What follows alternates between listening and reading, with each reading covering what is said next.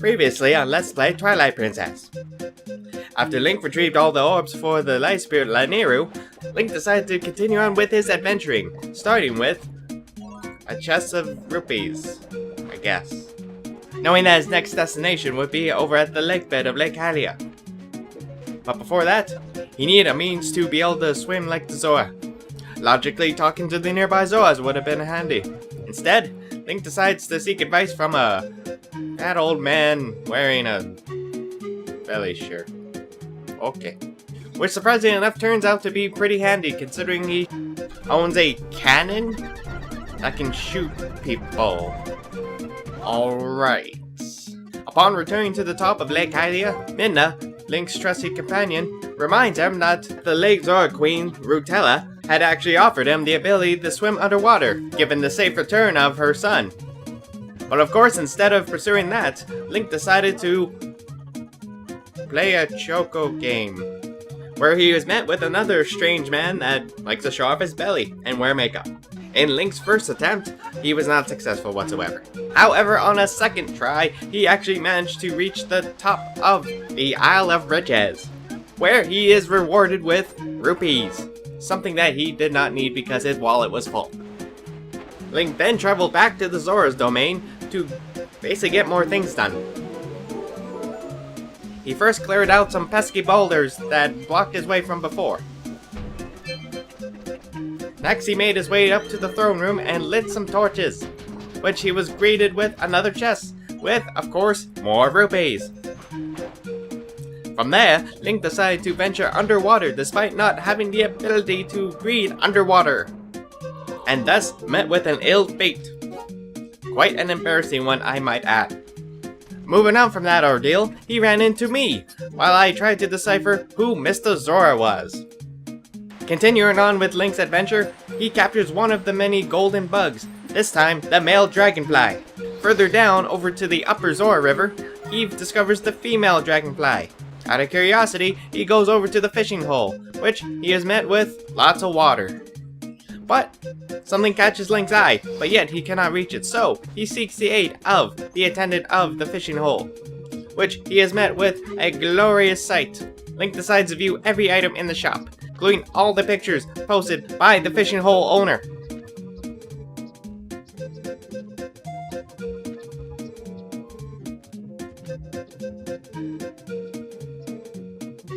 Other things included a nice little mini game that at first seems very useless and difficult to play, thus Link decides not to continue playing it. He eventually takes up the owner on the offer of a free boat ride to go fishing, and of course Link takes advantage of this to obtain a piece of heart hanging from a tree. Next, he decides that it is time to go fishing, and what better place to go fishing but a waterfall where nutrition just pours down all the time. And of course, at Link's first attempt, he catches a fish, but he struggles with the controls very much so it looks like he's doing something inappropriate.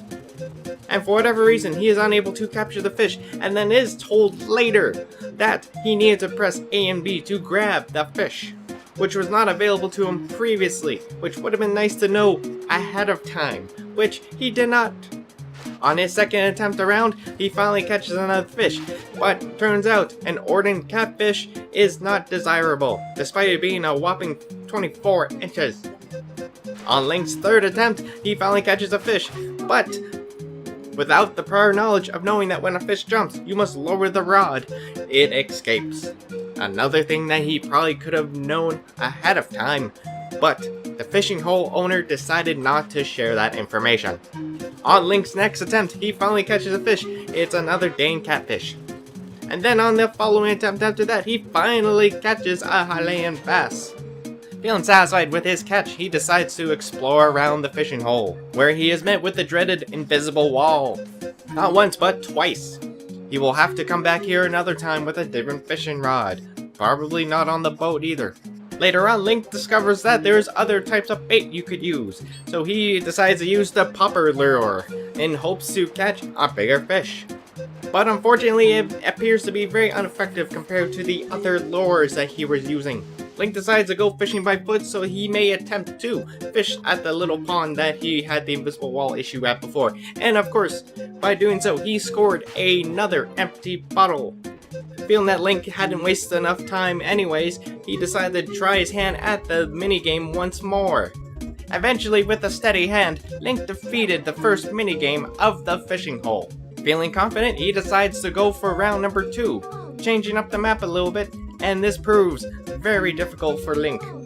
So bad to the point, he eventually gave up. But as promised, he decided to go see the fishing hole sister. I really wish I could remember their names, but I just don't. She wants no business with Link, as she feels that there is no business right now and tells Link to scram. But in doing so, she summons an evil portal, which Link now has to fend off all the evil beasts inside. After doing so quite swiftly, she invites Link inside for, well, to do business. Take that as you will. But in fact, what she really wanted Link to do was to use his bomb arrows to blow down the boulders that are blocking the way to the Zora River. So Link is then commissioned to travel down the river by boat and with bomb arrows in hand to clear out any debris he may find on the way. As he traverses down poorly, he runs into a Zora who is also an employee of the lady with the afro hair. This Zora instructs you to knock out more boulders, and after doing so, kindly escorts you down the rest of the river. Link somehow finds rowing and shooting arrows at the same time quite difficult, but he eventually safely makes it down the river. And as his reward, he gets another bomb bag. Once again, we are above Lake Hylia, and now Link decides to start more collecting, because why not? First up is another bug. This appears to be the male mantis, which is found right at the bridge above Lake Hylia. Also up there, he found me doing my civil duty in delivering mail. 2, in fact. I am working overtime here. And then as Link continued on, he found a giant dead tree, which is actually housing the location of the female mantis, which is quite deadly, I like to point out. Link then finds his way north of Castletown, and then enters an endless battle of crows, but is for his goal to capture another golden bug. After doing so, Link headed north towards the Zora domain and found more boulders, which he disposes of quickly. Link then continues to traverse around this area for him to find the matching pair of the other golden bug he caught in this area. Doing so actually proved to be quite easy, but also upon doing so, he found a secret tunnel. But inside that secret tunnel, it is revealed to show that he is not to be there just yet, as there is a lot of ice, and ice is a foreign thing to Link. Now, over by the east entrance of Castletown, Link again goes to find more bugs, this time a pair of butterflies. How beautiful. But he's not only collecting bugs this time, there is actually a thing for him to do. He is met with, once again, with the Hero Shade, who in turn is teaching Link the hidden skills of a swordsman. They first go over by the previous technique that the Hero Shade had taught Link. Once proving that Link has a memory of a goldfish, he decided to continue teaching him the hidden skills. Next up would be the shield attack. And the shield attack will prove quite useful later on in Link's journey, as it can not only repel enemies, but also hit them with a shield, basically. Thus a shield attack. That's as simple as I can put it. But then Link finally goes into Castletown and then heads towards the south entrance, where he is met with more golden bugs. We are collecting a lot today, folks, so please bear with us. We're almost done here. And then he meets a Goron whose path is blocked by a bunch of boulders, who you would think probably could eat those boulders, because I believe that is what they eat as their, food. Anyways, there was another golden bug in this exact area, so despite being surrounded by enemies, Link captures the bug and then gets the F out of there. Link then decides that he shall start donating for peace in the land instead of continuing with the journey to actually make the peace happen, and donates everything he has to a churchgoer. The goal of this, of course, is to donate up to 1,000 rupees, which of course we do not hold. So, Link's only option is to visit Agatha, the Bug Queen, and start turning in all these golden bugs that we have been collecting over this entire time. As a reward, she gives us a bigger wallet, which now we can hold up to 600 rupees. And as we fill that up with some editing magic, Link travels back over to the man by the church and donates all the money once again. And then we travel back to Agatha to replenish our rupee supply, but still leaving some bugs available as we will need them later. And then, over many transitions later, we finally donate over 1,000 rupees and get a reward of a piece of heart.